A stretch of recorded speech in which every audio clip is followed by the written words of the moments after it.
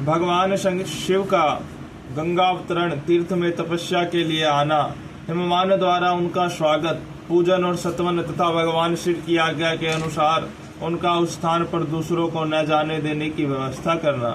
ब्रह्मा जी कहते हैं, नारद, हिमवान की पुत्री लोक पूजित शक्ति स्वरूपा पार्वती हिमालय के घर में रहकर बढ़ने लगी। जब उनकी अवस्था 8 वर्ष की हो गई, तब सती के विरह से कातर हुए शंभु को उनके जन्म का समाचार मिला। नारद उस अद्भुत बालिका पार्वती को हृदय में रखकर वे मन ही मन बड़े आनंद का अनुभव करने लगे। इसी बीच में लौकिक गति का आश्रय ले शंभु ने अपने मन को एकाग्र करने के लिए तप करने का विचार किया। नंदी आदि कुछ शांत पार्षदों के साथ ले वे हिमालय के उत्तम शिखर पर गंगा अवतार नामक तीर्थ में चले आए, जहाँ पूर्व काल में ब्रह्मधाम से ज्योत होकर समस्त पाप राशि का विनाश करने के लिए चली हुई परम पावनी गंगा पहल भूतल अवतरण हुई थे। जितेंद्रिय हर ने वही रहकर तपस्या आरंभ की। वे आलस्य रहित ही चेतन ज्ञान स्वरूप नित्य ज्योतिर्मय निरामय जगन्मय चिरानंद स्वरूप द्वैत हीन तथा आश्रय रहित अपने आत्मभूत परमात्मा का एकाग्र भाव से चिंतन करने लगे। भगवान हर के ध्यान परायण होने पर नंदी भृंगी आदि कुछ अन्य पार्षद भी ध्यान में तत्पर हो गए। उस समय कुछ ही प्रमथगण परमात्मा शंभु की सेवा करते थे। वे सब के सब मौन रहते और एक शब्द भी नहीं बोलते थे। कुछ द्वारपाल हो। इसी समय गिरिराज हिमवान उस औषधि बहुल शिख पर भगवान शंकर का शुभागमन सुनकर उनके प्रति आदर की भावना से वहां आए। आकर सेवकों सहित गिरिराज ने भगवान रुद्र को प्रणाम किया, उनकी पूजा की और अत्यंत प्रसन्न हो हाथ जोड़ उनका सुंदर सत्वन किया। फिर हिमालय ने कहा, प्रभु, मेरे सौभाग्य का उदय हुआ है जो आप यहाँ पधारे हैं। आपने मुझे सनात कर दिया। क्यों न हो, महात्माओं ने यह ठीक कहा है, वर्णन किया है कि आप दीन वत्सल है। आज मेरा जन्म सफल हो गया, आज मेरा जीवन सफल हो गया और आज मेरा सब कुछ सफल हो गया, क्योंकि आपने यहाँ पदार्पण करने का कष्ट उठाया है। महेश्वर, आप मुझे अपना दास समझकर शांत भाव से मुझे सेवा के लिए आज्ञा दीजिए। मैं बड़ी प्रसन्नता से अन्यचित होकर आपकी सेवा करूंगा।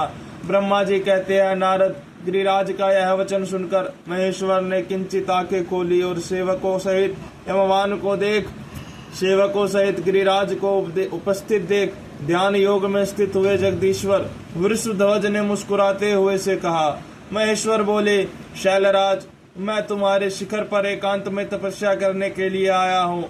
तुम ऐसा प्रबंध करो जिससे कोई भी मेरे निकट न आ सके। तुम महात्मा हो, तपस्या के धाम हो तथा मुनियों, देवताओं, राक्षसों और अन्य महात्माओं को भी सदा आश्रय देने वाले हो। द्विज आदि का तुम्हारे ऊपर सदा ही निवास रहता है। तुम गंगा से अभिषिक्त होकर सदा के लिए पवित्र हो गए हो। दूसरों का उपकार करने वाले तथा संपूर्ण पर्वतों के सामर्थ्यशाली राजा हो। गिरिराज, मैं यहाँ गंगा अवतरण स्थल में तुम्हारे आश्रित होकर आत्म संयम पूर्वक बड़ी प्रसन्नता के साथ तपस्या करूंगा। शैलराज गिरिश्रेष्ठ, जिस साधन से यहाँ मेरी तपस्या बिना किसी विध बाधा के चालू रह सके, उसे इस समय प्रयत्न पूर्वक करो। पर्वत परवर मेरी यही सबसे बड़ी सेवा है।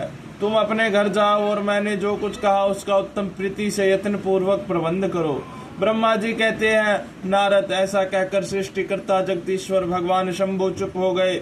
उस समय गिरिराज ने शंभु से प्रेम पूर्वक यह बात कही, जगन्नाथ परमेश्वर, आज मैंने अपने प्रदेश में स्थित हुए आपका स्वागत पूर्वक पूजन किया है। यही मेरे लिए महान सौभाग्य की बात है। अब आपसे और क्या प्रार्थना करूं? महेश्वर, कितने ही देवता बड़े बड़े यत्न का आश्रय ले महान तप करके भी आपको नहीं पाते। वे ही आप यहाँ स्वयं उपस्थित हो गए। मुझसे बढ़कर श्रेष्ठ सौभाग्यशाली और पुण्यात्मा दूसरा कोई नहीं है, क्योंकि आप मेरे पृष्ठभाग पर तपस्या के लिए उपस्थित हुए। परमेश्वर, आज मैं अपने को देवराज इंद्र से भी अधिक भाग्यवान मानता हूँ, क्योंकि सेवकों सहित आपने यहाँ आकर मुझे अनुग्रह का भागी बना दिया। देवेश, आप स्वतंत्र हैं, यहाँ बिना किसी विघ्न बाधा के उत्तम तपस्या कीजिए। प्रभु, मैं आपका दास हूँ, अतः सदा आपकी आज्ञा के अनुसार सेवा करूँगा। ब्रह्मा जी कहते हैं, नारद, ऐसा कहकर गिरिराज हिमालय तुरंत अपने घर को लौट आए। उन्होंने अपनी प्रिया मैना को बड़े आदर से वहां सारा वृत्तांत कह सुनाया। तत्पश्चात शैलराज ने साथ जाने वाले परिजनों तथा समस्त सेवक गणों को बुलाकर उन्हें ठीक ठीक समझाया।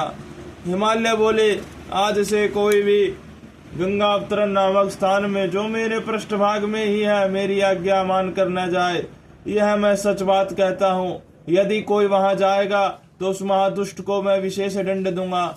मुने इस प्रकार अपने समस्त गुणों को शीघ्र ही नियंत्रित करके हिमवान ने विघ्न निवारण के लिए जो सुंदर प्रयत्न किया वह मैं तुम्हें बताता हूँ, सुनो।